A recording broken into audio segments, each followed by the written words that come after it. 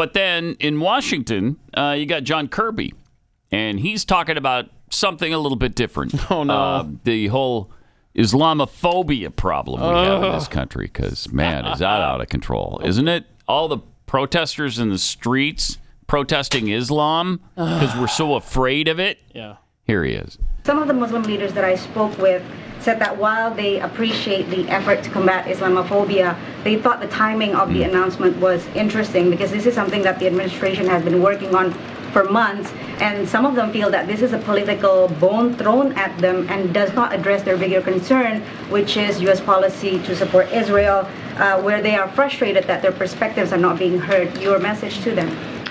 This is a very genuine effort on behalf of the president and the vice president and the entire administration to plant a marker about how hate has no business here in the United States, particularly hate that can lead to real threats of violence against the Muslim community, the Arab community, Palestinian community. Because that's the real concern right now. Am I right? That's the real concern. You're right. Yeah, people screaming in the streets right now, hundreds of thousands yelling about Islam. Right. Haven't seen a lot of that or any of it, but I've seen the opposite. So I'm glad they're dealing with Islamophobia right now. Nip that in the bud. Yeah. And what about a veto by Joe Biden? Yeah, the Israel. What about the Israel bill? If it comes to him, is this the thing where just funding Israel? Yeah, the standalone Israel bill that he'll veto.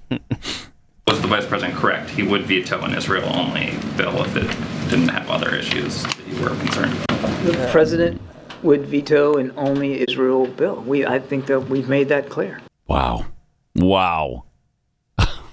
Okay.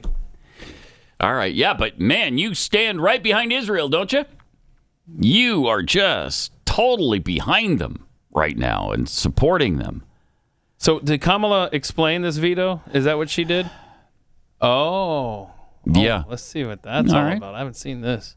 We must stand by the role of the United States as it relates to our global responsibility to uphold and defend international rules and norms and what is right. And so our proposal is that there be aid given to both places, to Israel and to Ukraine. Yeah, and we are both sides against the middle policy. The president has been very clear.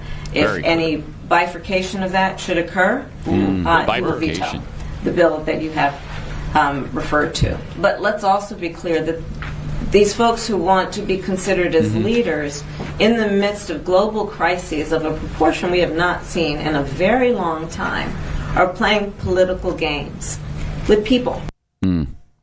So they're saying we need to fund Israel and Ukraine at the same time. And of course, you know that Zelensky is like, yeah, definitely. Don't be doing a standalone, y'all. We also need to fund Israel and Hamas at the same time. That's also what they're trying to do right now. Right.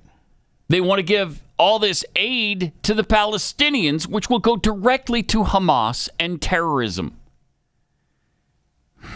These people. It's madness. And so while you're working your butt off at your job today, just know that, part of your paycheck is going to something overseas. Yeah. We don't know what exactly yet, but it's going. And by the way, did you see that? I saw an NBC News story about how European leaders have been talking behind the scenes with Zelensky, like, it's about time for you to do the peace negotiation thing. So you need to give it up. We've laundered as much money as we can get away with, so we're going to need to wrap this thing up. And now Russia's testing a nuke of a sub. I mean, let's detangle from Ukraine ASAP. Can we? No, we cannot. Okay, no, cool. we can't. All right, well that's good. We can't. Right. But yeah, let's definitely send more humanitarian aid to Hamas too, because they'll take care of the people that are suffering. Right? Yep.